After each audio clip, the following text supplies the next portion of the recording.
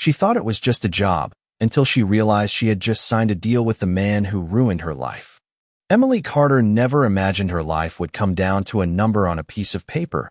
But there she was, standing barefoot beside a luxury pool in Malibu, staring at a contract worth $50,000 for 3 months of pretending to be in love with a man she had just met. The sun reflected off the water in sharp flashes, but her mind was somewhere else. Back in the small apartment she shared with her mother, back to unpaid bills stacked on the kitchen counter, back to the quiet sound of her mom trying not to cough too loudly at night. $50,000 could change everything. It could buy time, maybe even hope. That's why when Daniel Brooks made the offer, she didn't say no. Everyone knew his name. Billionaire. CEO. Private. Untouchable. The kind of man who lived in glass towers and never looked down. But today he was standing right in front of her, calm, composed, like this was the most normal thing in the world. 3 months, he had said, his voice steady, almost emotionless. Public appearances, a few events, nothing more. You play the role, you get paid. No personal questions. No attachments. It sounded simple. Too simple. Emily hesitated, her fingers tightening slightly around the edge of the paper. And if I break the rules? She asked quietly. Daniel's expression didn't change, but there was something colder in his eyes now. Something that made her feel like she was standing on the edge of something much deeper than she understood. Then the deal ends, he said. And so does the payment. No attachments. That part should have been easy. Emily had spent most of her life learning how not to expect anything from anyone. But something about this felt different. Not dangerous exactly, just heavy. Like there was something unspoken hanging in the air between them. She glanced at the contract again. $50,000. Enough to cover hospital bills. Enough to breathe. Enough to stop feeling like she was drowning. So she signed it. Just like that. One signature, one decision, and her life quietly shifted in a direction she couldn't see yet. Daniel took the paper, glanced at it once, then nodded as if everything was now exactly where it was supposed to be. We start tonight, he said. There's a dinner. You'll need something formal. My assistant will take care of it. Of course he already had everything planned. Of course he did. Emily forced a small nod, trying to match his calm, even though her heart was beating faster than she wanted to admit. Okay, she said. That was it. No celebration. No second thoughts. Just okay. But as Daniel turned and walked away, his phone already in his hand, his world clearly moving at a speed she couldn't keep up with, Emily felt something she couldn't explain. Not excitement. Not fear. Something in between. Like stepping into a story that didn't belong to her. And yet, somehow, she was already part of it. What Emily didn't know, what she couldn't possibly know, was that this contract wasn't just about appearances or money or even a scandal waiting to be hidden. There was a reason Daniel had chosen her. A reason buried years in the past. And before this was over, that reason would change everything she thought she understood about him and about herself. Emily had less than 4 hours to become someone she had never been before, and as she sat in the back of a black luxury car heading toward a boutique on Rodeo Drive, she could not stop staring at her reflection in the tinted window, wondering how a pool girl who spent her days under the sun cleaning tiles and arranging lounge chairs was suddenly stepping into a world of designer dresses and private dinners with people whose names appeared in magazines. And yet none of it felt real. It felt like she was borrowing someone else's life for a price she could not afford to question. Daniel's assistant, a sharp and efficient woman named Claire, handed her a tablet filled with notes, schedules, and expectations, explaining everything in a calm, precise tone that made it clear mistakes were not part of the plan. You will be introduced as his girlfriend of 3 months. You met at a charity event. You like art. You prefer quiet places, and you do not speak to the press unless instructed. Claire said without looking up, scrolling through details as if Emily were just another item on a checklist. Emily nodded slowly, trying to absorb it all, each sentence pulling her further away from who she actually was. And what if someone asks something I do not know? Emily asked, her voice softer than she intended. Claire finally looked at her then, offering a small, controlled smile. Then you smile and say less. People like mystery more than truth. The car stopped, and before Emily could process another thought, she was being guided into a store filled with soft lighting, polished mirrors, and dresses that probably cost more than everything she owned combined. Hands adjusted her hair, measured her waist, and draped fabrics over her shoulders until she barely recognized the woman staring back at her. When she finally stepped out in a sleek black dress that fit perfectly, Claire nodded in approval. "This will do." And just like that, Emily Carter disappeared, replaced by someone refined, composed, and entirely constructed for a role she had agreed to play. By the time they arrived at the restaurant, the sky had darkened into a deep blue, and the building itself looked like something out of a movie. Tall glass walls, warm lights glowing inside, and cars pulling up one after another. Emily hesitated for a second before stepping out, her heels unfamiliar, her heartbeat louder than the distant hum of conversations around her. And then she saw him, Daniel Brooks, standing near the entrance, dressed in a tailored suit, effortlessly commanding attention without even trying. He glanced at her once, just once, and gave a small nod, not a smile, not approval, just acknowledgement, like she had met the standard and nothing more.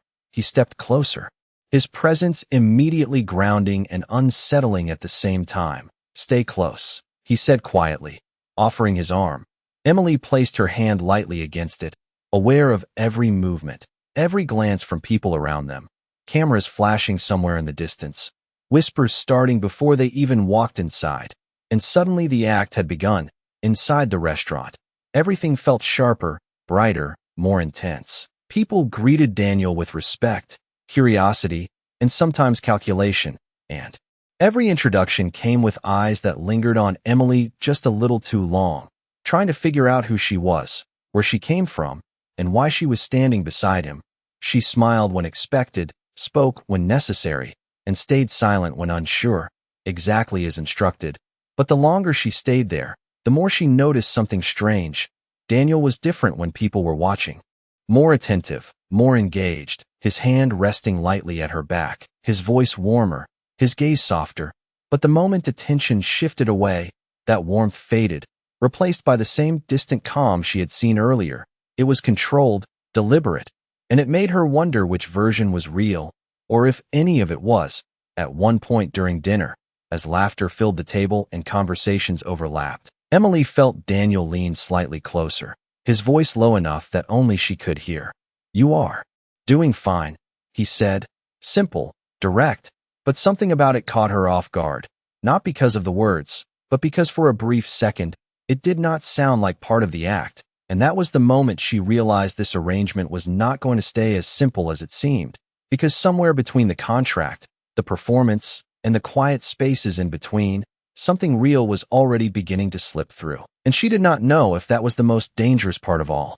By the time the dinner ended, Emily realized something she had not expected. Pretending to belong in Daniel's world was easier than pretending she did not feel anything at all.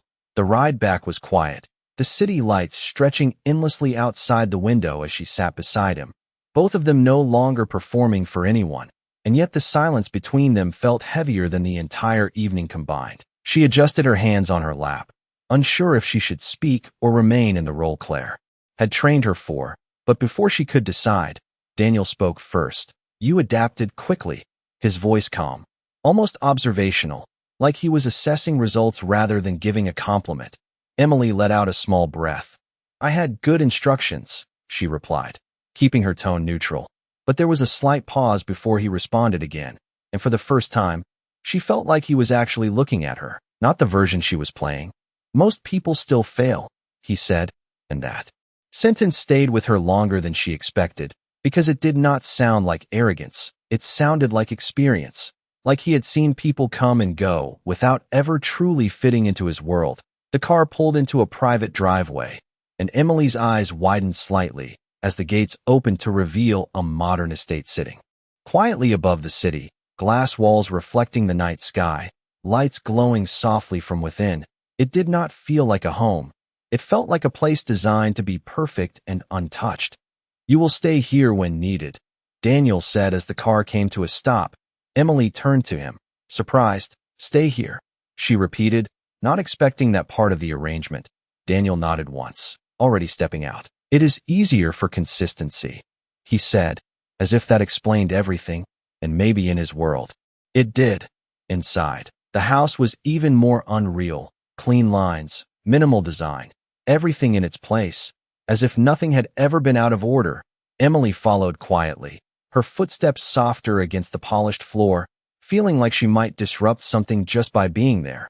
Claire appeared again as if she had been waiting, handing Emily a folder. "Schedule for the week," she said, efficient as always. "You will attend 2 events, 1 interview, and a private dinner on Friday." Emily took it, her fingers brushing the edge of the paper, realizing this was no longer just one night. This was becoming a routine, a life she had stepped into without fully understanding the cost. "And my job?" Emily asked suddenly, the thought hitting her all at once. The pool, the routine, the only stable thing she had before all of this. Claire answered without hesitation. "Already handled." And that was it. No explanation, no details, just handled. Emily nodded slowly. But something about that made her chest tighten, like another piece of her old life had quietly been removed without her permission. Later that night, standing alone in a guest room that felt larger than her entire apartment, Emily placed her hand against the window, looking out at the city below. Everything seemed so far away now, not just physically, but emotionally, like she had crossed a line she could not easily step back from. Her phone buzzed softly on the table, a message from an unknown number. She hesitated before opening it, and when she did, her breath caught for a second. It was a photo, old, slightly faded. A picture of a building she recognized instantly, the place her family used to live before everything fell apart, before they lost everything, before her life changed in ways she never fully understood. And beneath the photo, a single message appeared. "Do you know who you are really working for?" Emily's heart started beating faster, her mind racing as she looked back at the glass reflection of herself, no longer sure if she was just playing a role or stepping into something much deeper, something connected to a past she had tried to leave behind. And suddenly, the contract in her hands did not feel like an opportunity anymore. It felt like the beginning of a truth she was not ready to face. Emily did not sleep that night. The message stayed on her screen long after the lights in the house had gone quiet, her mind replaying every detail she had tried to bury for years: the old apartment building, the sudden move, the unanswered questions her mother never fully explained. And now somehow, all of it felt connected to the man sleeping just down the hall. She looked at the photo again, zooming in, searching for something she might have missed before, but it was exactly how she remembered it.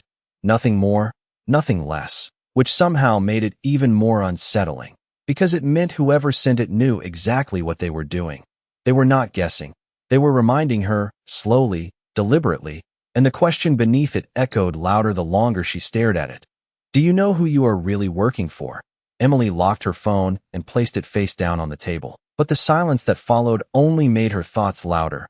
By morning, she had decided one thing. She was not going to walk away. Not yet. Not until she understood what was really going on, because if this was connected to her past, then leaving now would mean staying in the dark forever, and she was done living like that. When she stepped into the kitchen, Daniel was already there, standing by the counter with a cup of coffee, looking exactly the same as he had the night before, composed, distant, unreadable, as if nothing in his world had shifted at all. He glanced at her briefly. "You are up early," he said. Emily nodded, trying to steady her voice. "Could not sleep," she replied, and for a moment, she wondered if he could see through her, if he could somehow tell that something had changed, but if he noticed anything, he did not show it. "We leave in an hour," he said, turning his attention back to the tablet in his hand. "There is a meeting before the press event."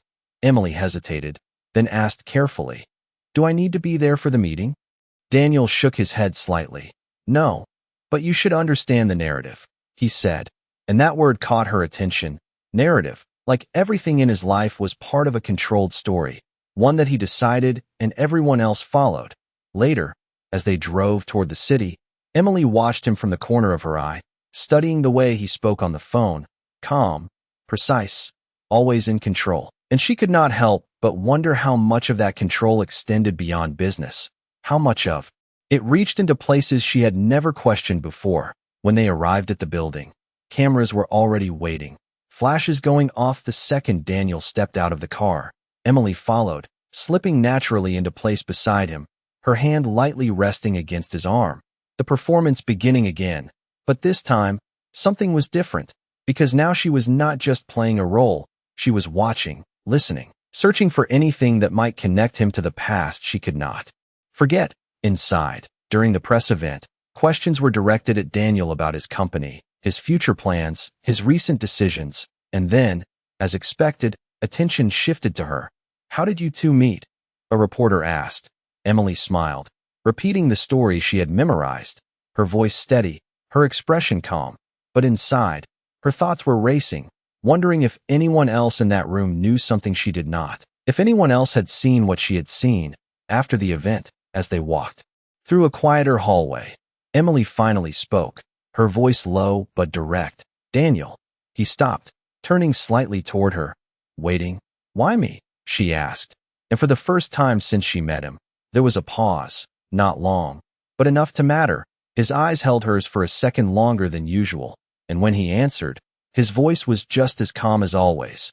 "Because you were the right choice," he said. Simple, controlled, but something about it did not feel complete, like there was more behind those words that he chose not to say. And in that moment, Emily knew one thing for certain.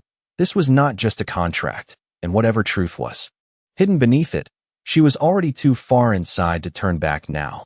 The question stayed between them longer than Emily expected, not because of what Daniel said, but because of what he did not say. And as they continued walking down the quiet hallway, she could feel that something had shifted again, something subtle but undeniable, like a line had been crossed without either of them acknowledging it. The rest of the day moved quickly.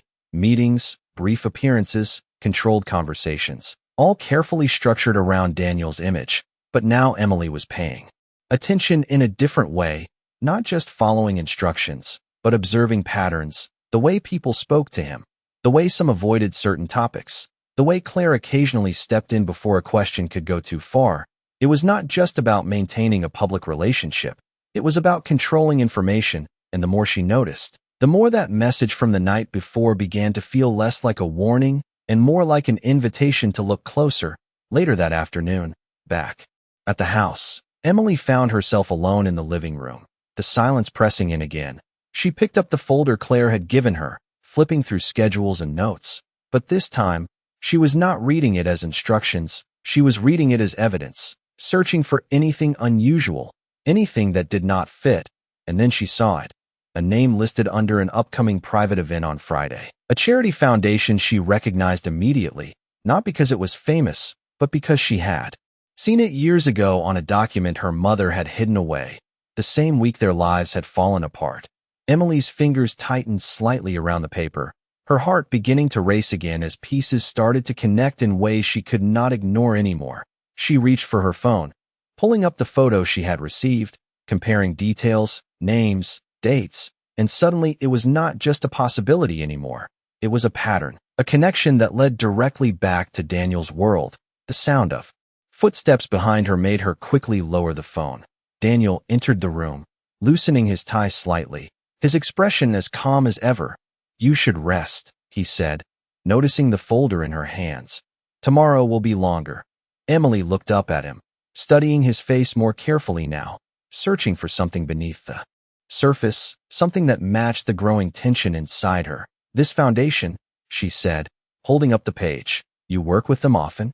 Daniel glanced at it briefly, then back at her. "Occasionally," he replied, his tone neutral.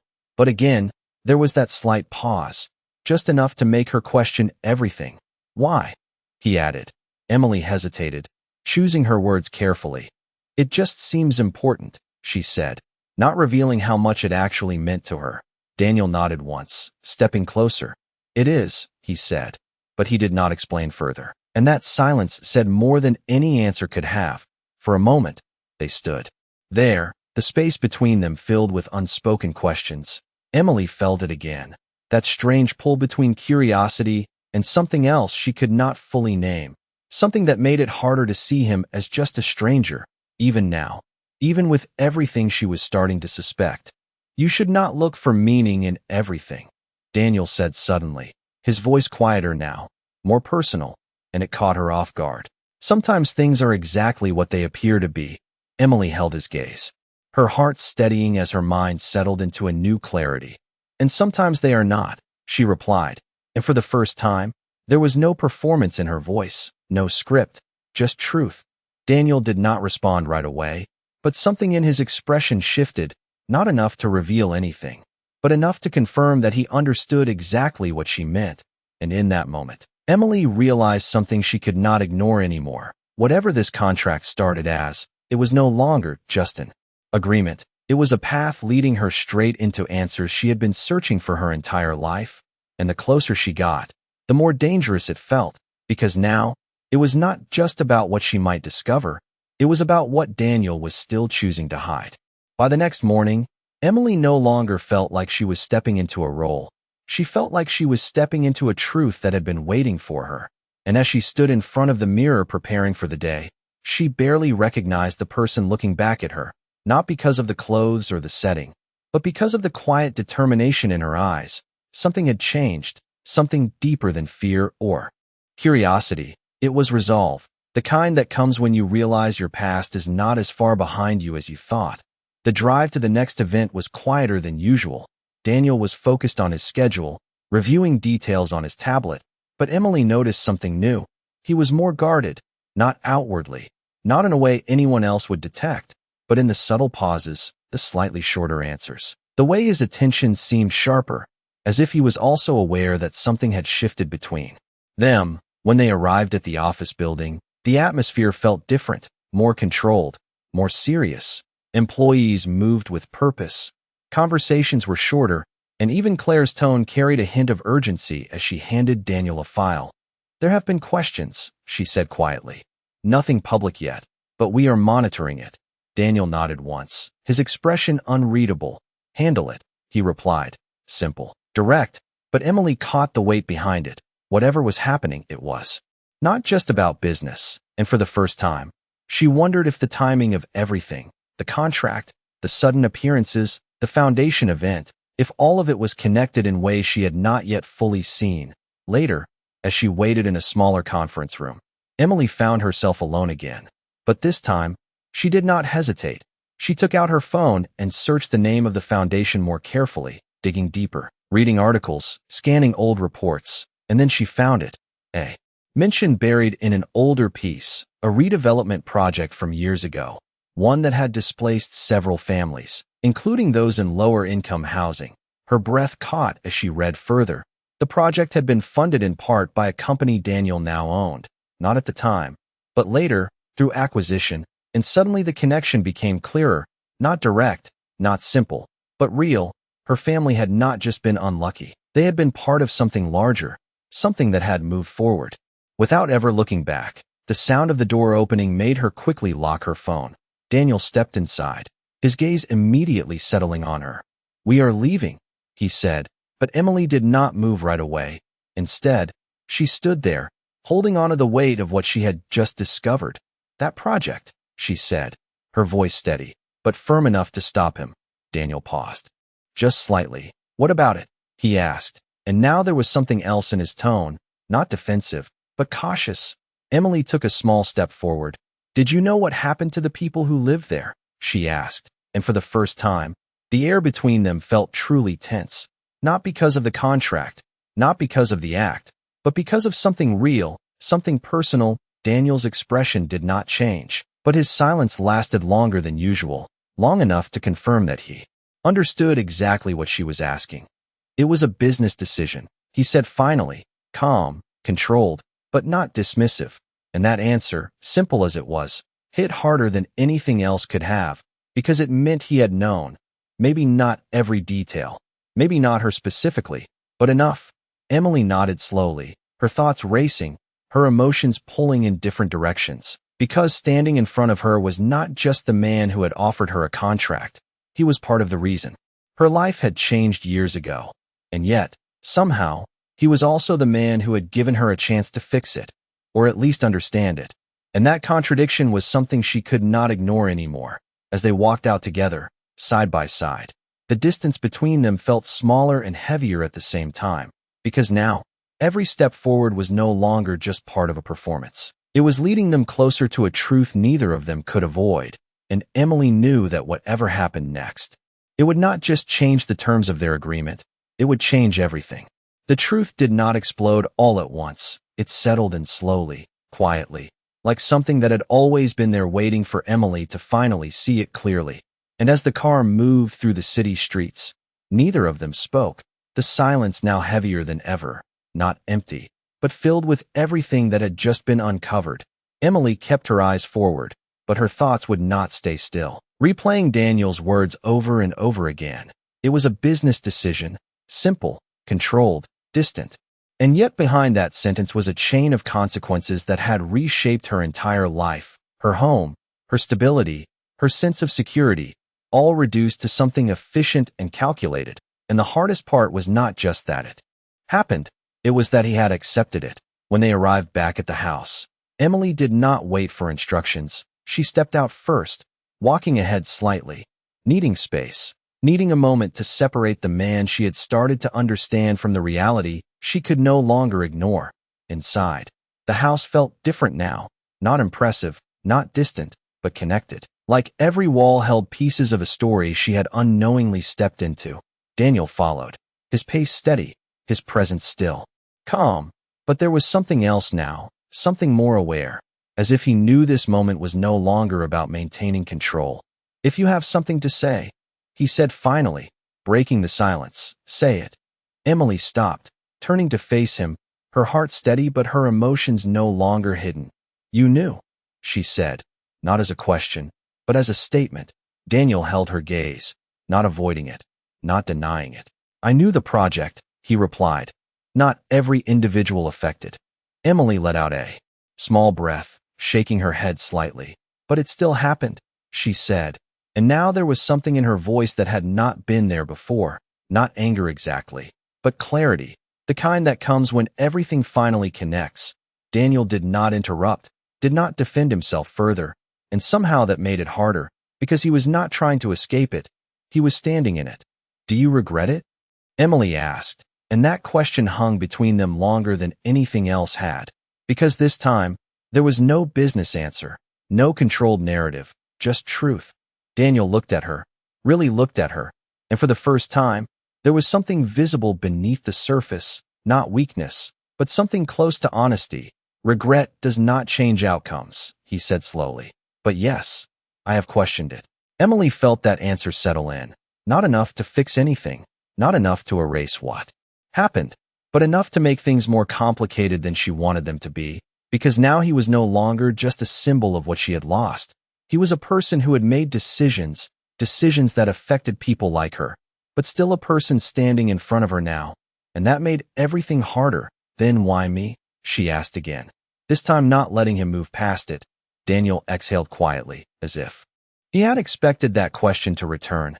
"Because you were already connected to it," he said, and that answer landed differently, sharper, more direct. Emily's eyes narrowed slightly. "So this was not random," she said. Daniel shook his head once. "No," he admitted, "it was not." And just like that, the last illusion fell away. This was never just a contract, never just a convenient arrangement. It was intentional, calculated in a way she had not fully understood until now.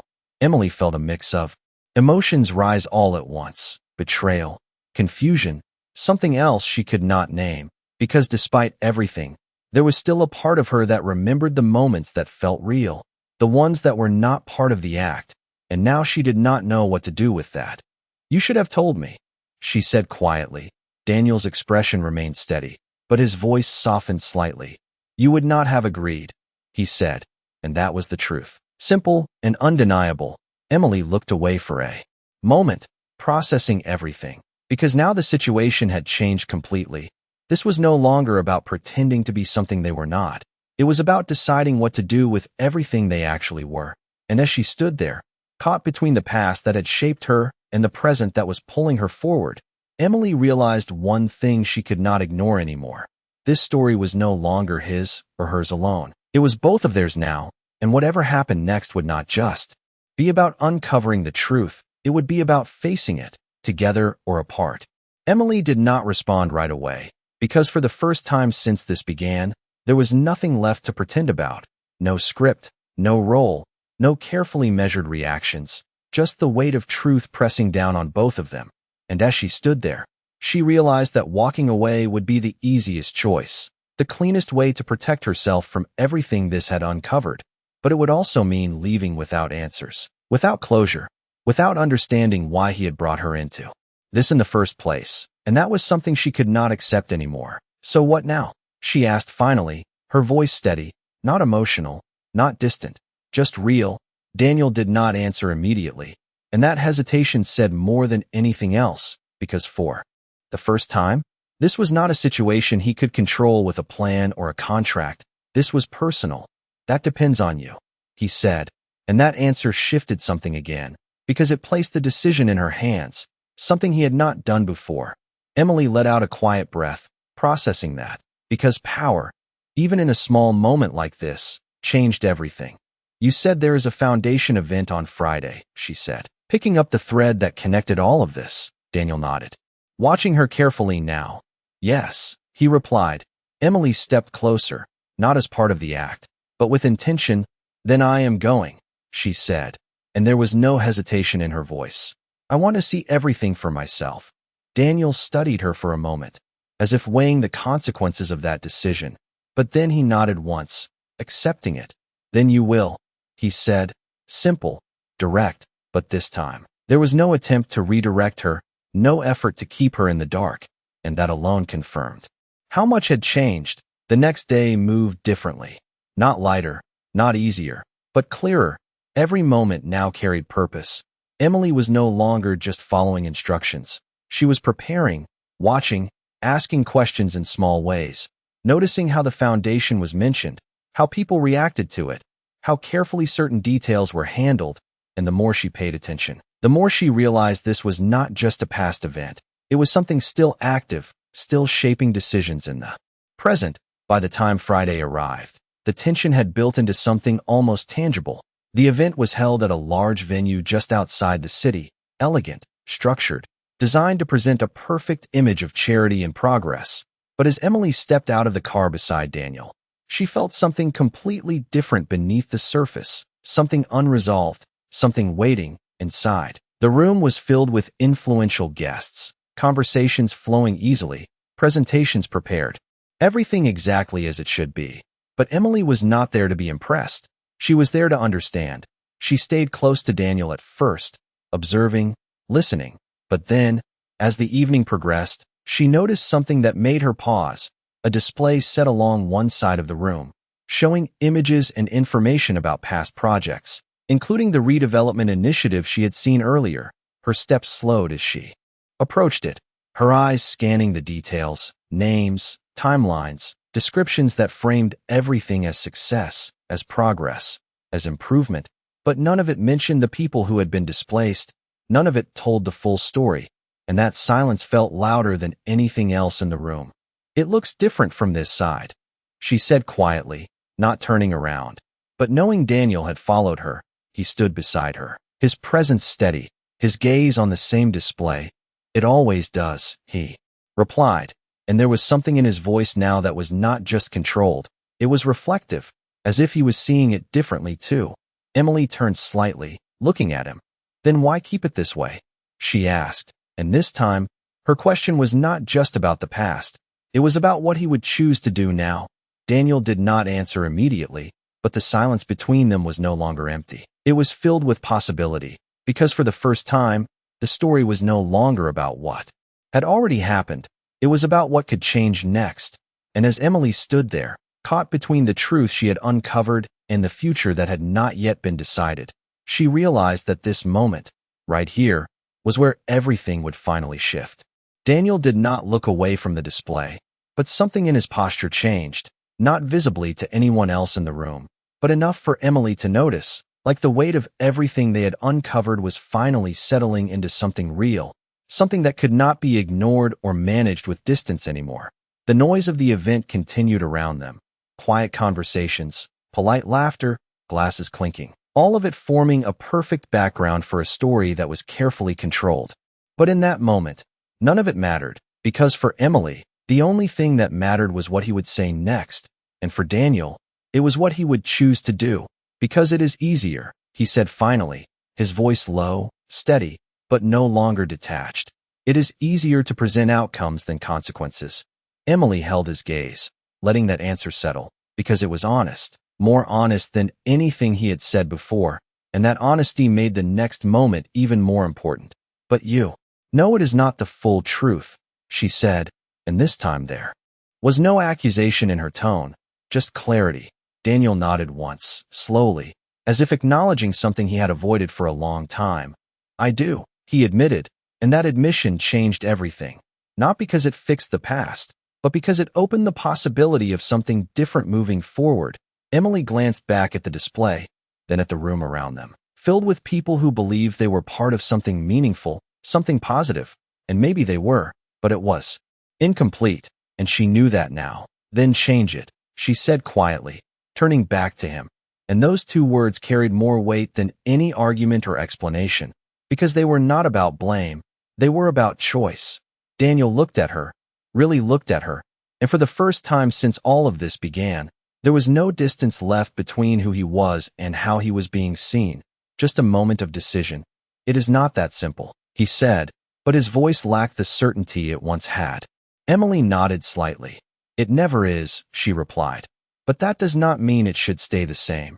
And in that moment, the contract between them felt like something from a different time, something smaller than what they were dealing with now. Because this was no longer about pretending to be in a relationship. It was about confronting something real, something that connected both of their lives in ways neither of them had expected. A voice called Daniel's name from across the room, pulling attention back to him. But he did not move right away, not until he had made a decision. And when he finally stepped forward, guiding Emily with him toward the center of the event, something had shifted in a way that could not be undone. The host welcomed him, offering the microphone with a practiced smile, expecting the usual words, the usual narrative. But as Daniel stood there, looking out at the room, then briefly at Emily, there was a pause, just long enough for the room to quiet, for attention to sharpen. And then he spoke, not with the script that had been prepared, but with something else, something more direct, more honest. Tonight, we celebrate progress. He began, his voice calm, controlled, but different. But progress is not only measured by what we build, it is also measured by what we leave behind. The room grew still, subtle shifts of attention moving through the crowd. Because this was not the expected direction, there are stories connected to these projects that have not been fully told. He continued. And now there was no going back. And if we are going to move forward responsibly, then those stories need to be acknowledged. Emily felt her breath catch slightly, not because she did not expect him to respond, but because she did not expect this, not like this, not in front of everyone. And as Daniel continued, not detailing everything, but opening the door to it, something changed in the room, subtle, but real, because truth, even in small amounts, had a way of shifting perspective. When he finished, there was a brief silence before the applause began, polite at first, then growing. But for Emily, none of that mattered, because she was not looking at the crowd, she was looking at him. And for the first time, she saw not just the man who had been part of her past, but the man who was choosing to do something different now. And that did not erase what had happened. It did not undo the years or the consequences, but it changed what came next. As they stepped away from the stage, the space between them felt different again, not resolved, not simple, but real. And as Emily met his gaze, she realized something she had not allowed herself to fully admit before. This was never just about uncovering the truth. It was about what they would do with it. And standing there, in a moment that neither of them could have predicted when this began, she knew one thing for certain. Whatever came next would not be part of any contract. It would be a choice, and that choice would define everything.